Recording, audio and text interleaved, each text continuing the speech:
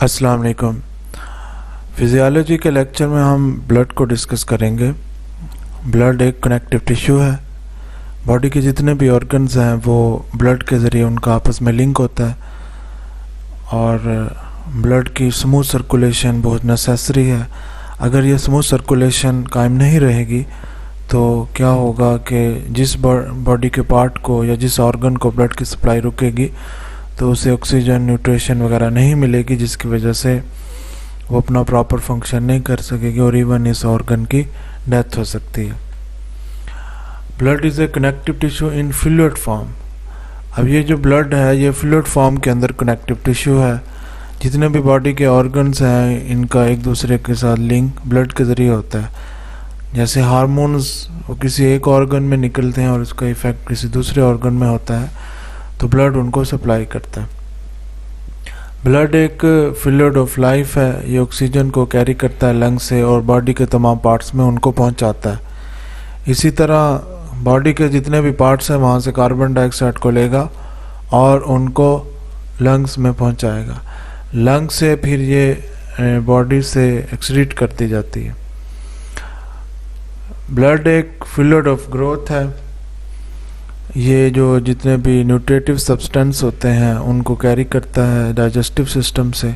हम फूड को इनटेक करते हैं, डाइजेस्टिव सिस्टम में उनकी क्रशिंग होती है, इंटेस्टाइन में वो एब्जॉर्ब होती है और फिर उसके बाद लीवर में चली जाती है।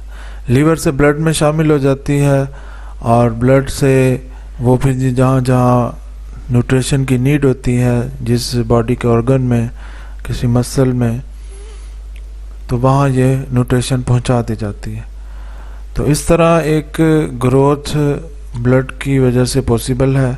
अगर ब्लड प्रॉपर फ्लो नहीं करेगा तो एक ग्रोथ पर असर पड़ेगा या जिस बॉडी के पार्ट को न्यूट्रिशन की ज़रूरत है उसे न्यूट्रिशन नहीं मिलेगी तो अपना प्रॉपर फंक्शन नहीं कर सकेगा।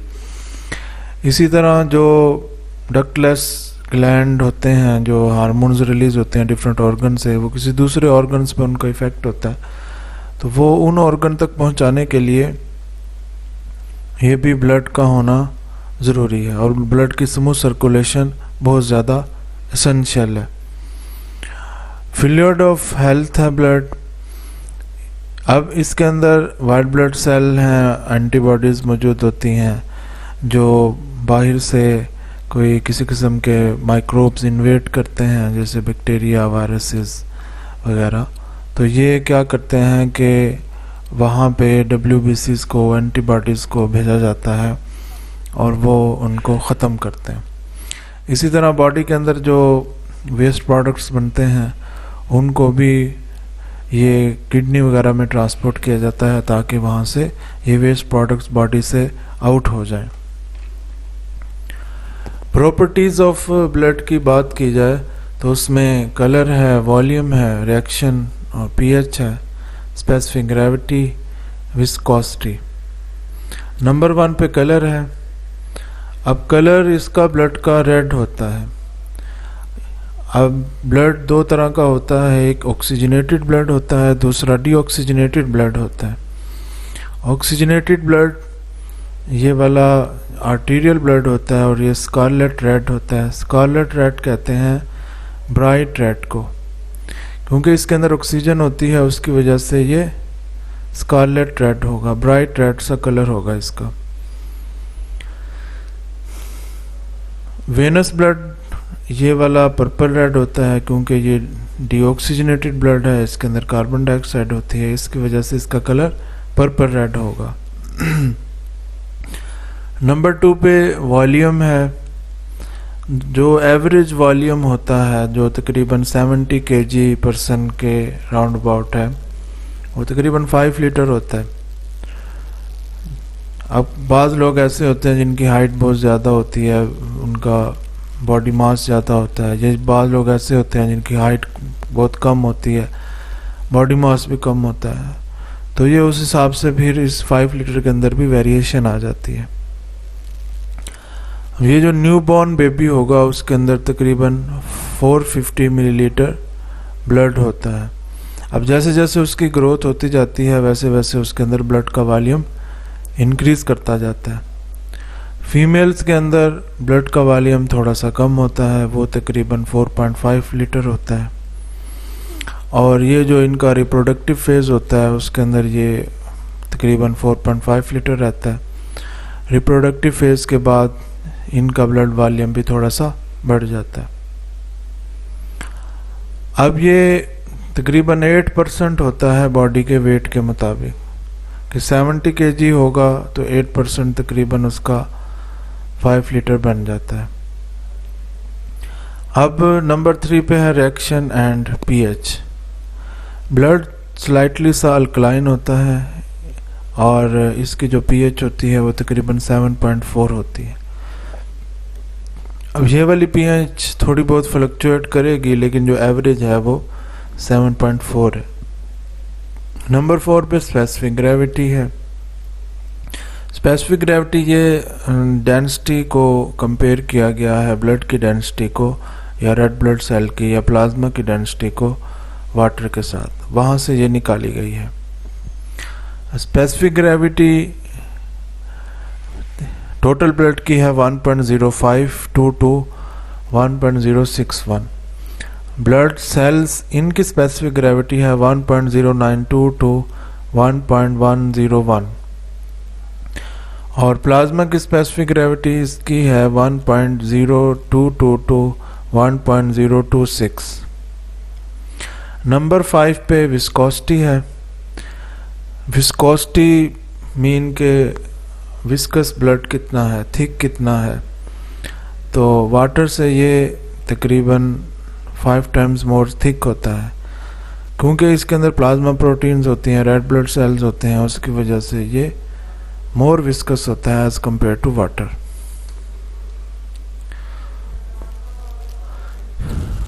Composition of blood. अब ब्लड के अंदर ब्लड सेल्स होते हैं, इसके अलावा जो है इनके अंदर वाटर पार्ट है, सॉलिड पार्ट है, गैसेस पार्ट है। अब जो इसके अंदर सेल्स होते हैं जो एक प्रॉपर जिनकी शेप होती है तो उनको कहते हैं फॉर्म्ड एलिमेंट्स और इसके लिक्विड पोर्शन को कहते हैं प्लाज्मा। अब ये प्लाज्मा के अंदर गैसेस भी मौजूद हैं, वाटर भी मौजूद है, सॉलिड्स भी मौजूद है।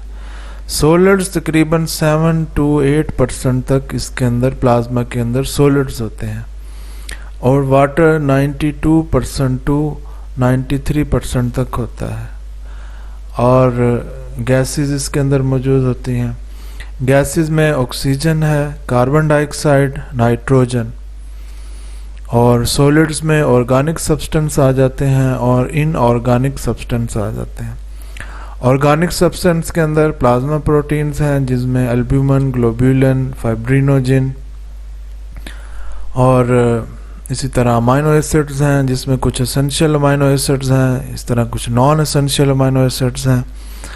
कार्बोहाइड्रेट्स आ जाते हैं जैसे ग्लूकोज है इसमें, ऐसे ही जैसे और फॉर्म होते हैं फ्रक्टोज वगैरह, वो भी प्लाज्मा के अंदर मौजूद होते हैं।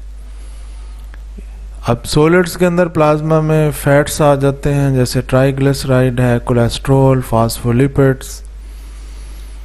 इंटरनल सिक्रीशंस हैं जैसे हार्मोन्स आ जाते हैं जैसे oestrogen, progesterone, LH, FSH, anti diuretic hormone. Enzymes में amylase, carbonic anhydrase, acid phosphatase, alkaline phosphatase, lipase, esterase, protease, transaminase. तो डिफरेंट एंजाइम जिनका जो एक ऑर्गन से रिलीज हो रहे हैं उनका फंक्शन किसी दूसरी जगह पर है तो वो भी ब्लड के जरिए ट्रांसपोर्ट किए जाते हैं। तो इसकी वजह से इस वजह से ये ब्लड के अंदर मौजूद होते हैं। नॉन प्रोटीन नाइट्रोजनस सब्सटेंसेस में आ जाते हैं जिसमें ammonia, creatine, creatinine, xanthine, hypoxanthine, urea, uric acid. Antibodies इसके अंदर मौजूद होती हैं जैसे किसी वायरस का इन्वेड होता है तो एंटीबॉडीज़ बनती हैं तो वो उसको वायरस को या बैक्टीरिया वगैरह को ख़त्म करते हैं। तो इसके अंदर ब्लड के अंदर फॉर्म्ड एलिमेंट्स हैं जिनको सेल्स कहते हैं, जिनमें red blood cell, white blood cell, platelets हैं और उसके बाद प्लाज्मा है। प्लाज्मा के अंदर गैसेस मौजूद हैं, वाटर है, सॉलिड्स है। ब्लड के अंदर सेल्स मौजूद हैं जिनमें रेड ब्लड सेल है और इनको एरिथ्रोसाइट कहते हैं, वाइट ब्लड सेल है इनको ल्यूकोसाइट भी कहते हैं, प्लेटलेट्स हैं इनको थ्रोम्बोसाइट भी कहते हैं। अब ब्लड को एक ट्यूब के ज़रिए अंदर कलेक्ट कर लिया जाता है हीमाटोक्रिट एक परसेंटेज देखने के लिए। उसके अंदर एंटीकोगुलेंट्स हैं जो ब्लड को क्लॉट नहीं होने देते, और फिर ये ब्लड को ट्यूब में डाल के उसको सेंट्रीफ्यूज के अंदर 30 मिनट के लिए 3000 आरपीएम के रेवोल्यूशन पर मिनट पे इसको सेंट्रीफ्यूज किया जाता है। अब ये सेंट्रीफ्यूज मशीन के अंदर जो ट्यूब्स रिवॉल्व करती हैं तो ये डेंसिटी बेस, जिसकी डेंसिटी ज़्यादा होगी वो बॉटम में आ जाएंगे, जिनकी डेंसिटी कम होगी वो ऊपर आ जाएंगे। तो ये इसको सेंट्रीफ्यूज किया जाता है तकरीबन 30 मिनट के लिए 3000 आरपीएम पे।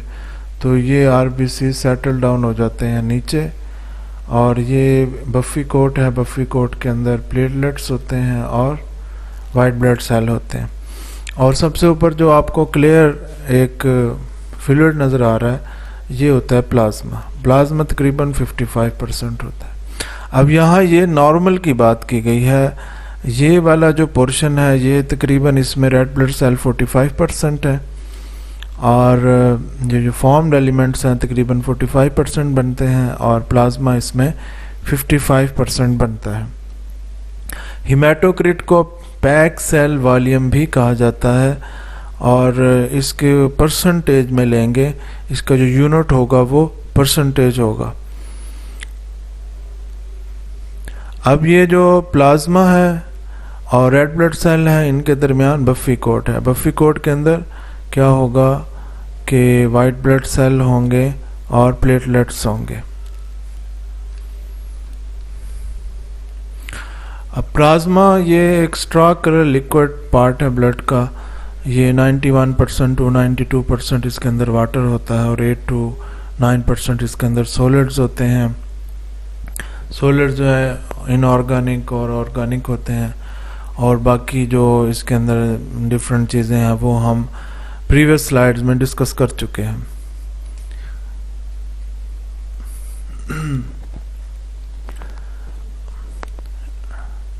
सीरम एक स्ट्रॉ कलर लिक्विड होता है जो कि ब्लड क्लॉट जब हो तो वहाँ से निकलता है ये। अब इसका प्रोसीजर ये है कि एक सिंपल ट्यूब के अंदर ब्लड को डाल दिया जाए, उसके अंदर किसी किस्म का एंटीकोगुलेंट ना हो। अब ये करेंगे कि उसको तकरीबन 45 मिनट्स या 30 मिनट्स, डिफरेंट बुक्स के अंदर डिफरेंट है, तो वैसे ये 30 मिनट्स भी अगर इसे रखा जाए तो सीरम निकल आता है इसमें से। तो एक खाली ट्यूब के अंदर जिसके अंदर किसी किस्म का एंटीकोगुलेंट ना हो, उसके अंदर इसको ब्लड को डाल देंगे। थोड़ी देर ये पड़ा रहेगा, तकरीबन 30 मिनट्स इसको रखेंगे, और फिर इसके बाद इसको सेंट्रीफ्यूज कर लेंगे। अब ये ब्लड जो रखा हुआ होगा ये क्लॉट हो जाएगा। अब इसके क्लॉट होने के बाद इसको जब सेंट्रीफ्यूज करेंगे तो वाटर जो ऊपर आएगा वो सीरम होगा। अब क्लॉट होगा, उसमें क्लॉटिंग फैक्टर्स यूज़ होते हैं, फिब्रिनोजन यूज़ होते हैं। तो ये जो ऊपर इसके सीरम आएगा इसके अंदर फाइब्रिनोजन नहीं होंगे। जो प्लाज्मा होता है वो उसका ये लेने का प्रोसीजर होता है कि वो डायरेक्ट ट्यूब में डालते हैं, और या उसमें एंटीकोगुलेंट डला हो या ना डला हो तो फ़ौरन उसको सेंट्रीफ्यूज कर लेते हैं। सेंट्रीफ्यूज करने के बाद उसके ऊपर जो वाटर सा आ जाएगा वो होगा प्लाज्मा। सीरम के लिए एक सिंपल ट्यूब ले लेंगे, उसके अंदर ब्लड को डालेंगे, तकरीबन उसको आधा घंटा 45 मिनट्स वो पड़ा रहेगा। उसके बाद इसमें से इसको सेंट्रीफ्यूज करेंगे, और जो ऊपर वाटर आ जाएगा वो होगा सीरम। प्लाज्मा में से फाइब्रिनोजन को माइनस कर दें तो ये सीरम बन जाता है।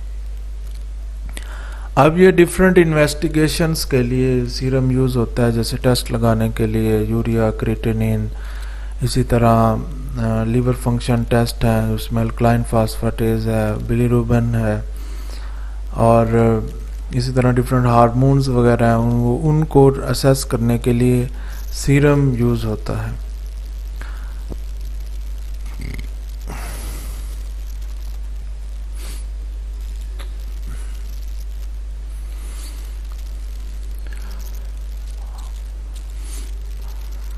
ब्लड में वैसे तो मतलब कि बहुत कुछ है, हार्मोन्स हैं, इसके अलावा जैसे लीवर को असेस किया जा सकता है ब्लड के ज़रिए, ब्लड के अंदर टेस्ट करके, और इसी तरह किडनीज़ के फंक्शन को असेस किया जा सकता है, हार्ट के फंक्शन को असेस किया जा सकता है। इसी तरह बाद ऐसे कैंसर भी होते हैं, ट्यूमर मार्कर्स असेस किए जाते हैं कि ट्यूमर मार्कर्स की क्वांटिटी ब्लड के अंदर ज़्यादा हो जाती है।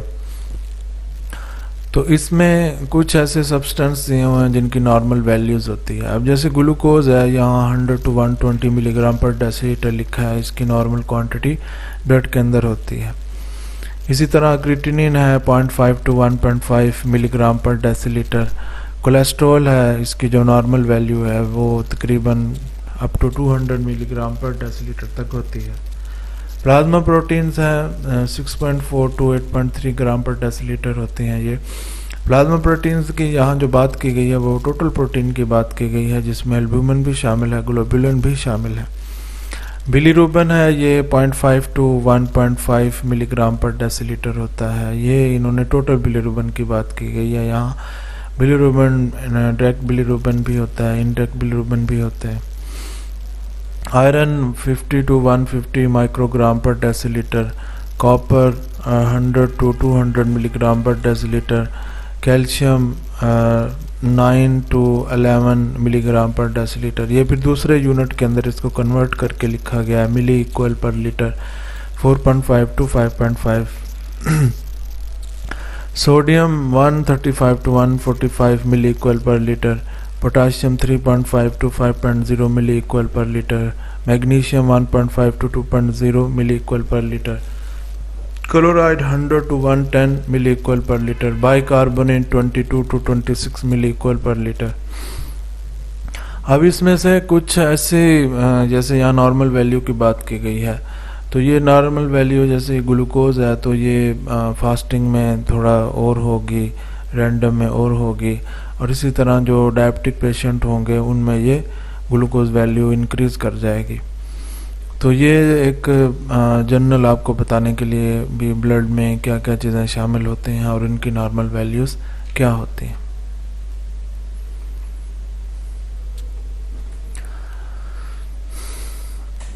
यहाँ फंक्शंस की बात की गई है ब्लड के, उसमें नंबर 1 पे है न्यूट्रिटिव फंक्शन। न्यूट्रिटिव फंक्शन जैसे सेल्स होते हैं उनको डिफरेंट सब्सटेंस की ज़रूरत होती है, जैसे ग्लूकोज है, amino acid, lipids, vitamins derived from digested food are absorbed from gastrointestinal tract and carried by blood to different parts of the body for growth and production of energy। Food लेंगे, वो digestive system में जाएगी, वहाँ digest होगी, उसके बाद liver में जाएगी, वहाँ उसको डिटॉक्सिफाई किया जाएगा, ब्लड में शामिल हो जाएगी। अब ब्लड में जाके जहाँ जहाँ जिन ऑर्गन में, सेल्स में न्यूट्रिशन की ज़रूरत है तो वहाँ ये जाएगी।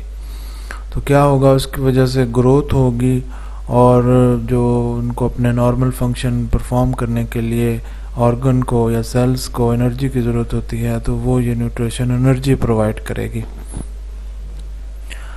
नंबर 2 पे है रेस्पिरेटरी फंक्शन। रेस्पिरेटरी फंक्शन जैसे ऑक्सीजन है, कार्बन डाइऑक्साइड है, तो ये ब्लड ऑक्सीजन कैरी करता है और उसको फिर आगे बॉडी के जितने भी पार्ट्स होते हैं वहाँ तक ऑक्सीजन की सप्लाई कराता है।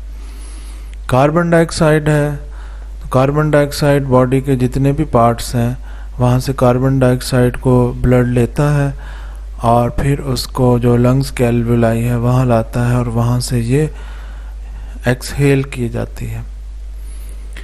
एक्सक्रीटरी फंक्शन जो ब्लड का है उसकी नंबर 3 पे जो एक्सक्रीटरी फंक्शन की बात की जाए तो उसमें जो डिफरेंट ऑर्गन्स हैं, सेल्स हैं, उनके अंदर मेटाबॉलिक एक्टिविटीज़ हो रही हैं, वहाँ से वेस्ट प्रोडक्ट्स निकलते हैं, तो ब्लड उनको रिमूव कराता है और इनको एक्सक्रीटरी ऑर्गन जैसे किडनी, स्किन, लीवर है वहाँ तक लेके आता है। अब किडनी, स्किन, लीवर, वहाँ से जैसे लीवर के अंदर भी डिटॉक्सिफिकेशन होती है, स्किन से भी एक्सक्रीट आउट होते हैं, जैसे स्वेटिंग वगैरह होती है। और किडनी है, किडनी इसमें यूरिन इसके अंदर डेवलप होता है, इसके अंदर यूरिन प्रोड्यूस होगा और वो फिर ब्लेडर में आ जाता है और एक्सक्रीट आउट हो जाता है।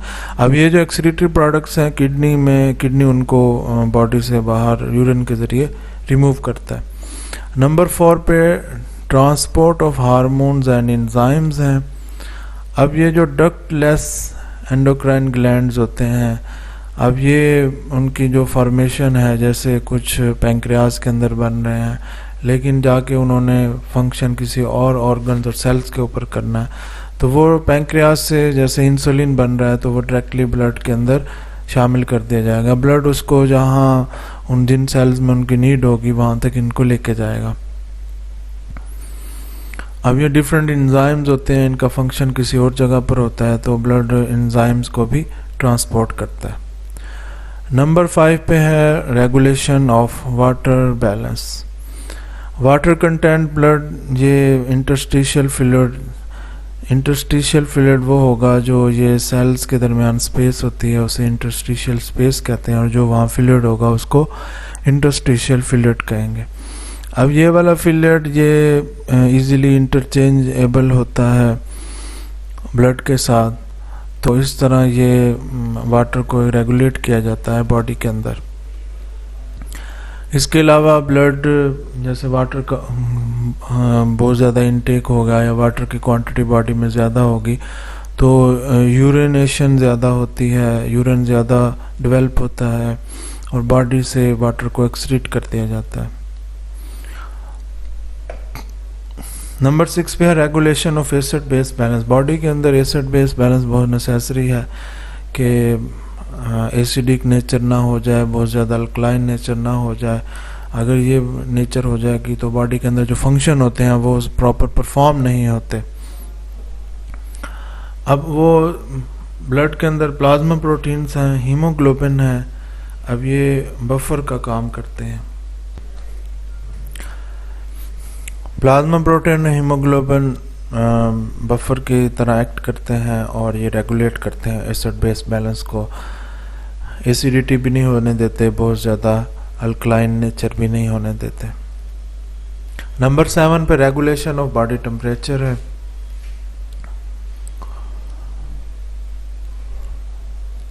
कैपिलरीज होती हैं जो कि स्किन के पास होती हैं, उनके अंदर वेजोडाइलेशन होती है, वेजो कंस्ट्रिक्शन होती है। वेजोडाइलेशन का ये मीनिंग है कि जो वेसल हैं उनका डायमीटर इंक्रीज होता है, उस टर्म को वेजोडाइलेटेशन कहते हैं, और अगर उनका डायमीटर कम हो तो उसको वेजो कंस्ट्रिक्शन कहते हैं।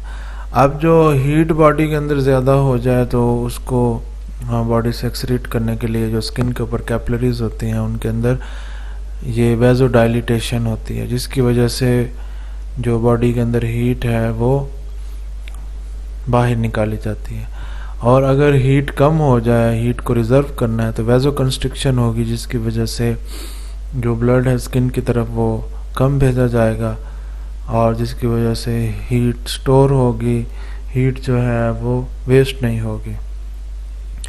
नंबर 8 पे इसका स्टोरेज फंक्शन है।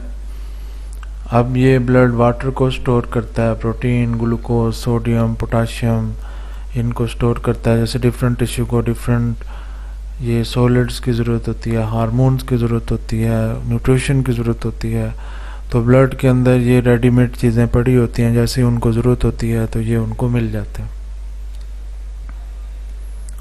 अब जैसे स्टारवेशन होती है, फ्लूइड लॉस हो जाता है, इलेक्ट्रोलाइट लॉस हो जाते हैं, तो ब्लड जो है वो उस ऑर्गन को फ़ौरन न्यूट्रिशन देगा, इलेक्ट्रोलाइट्स देगा, उन्हें ग्लूकोज देगा, सोडियम, पोटाशियम, जिस चीज़ की भी ज़रूरत होगी वो ब्लड के अंदर मौजूद होगी और उसको उस बॉडी के पार्ट्स को, उस ऑर्गन्स को मिल जाएगी।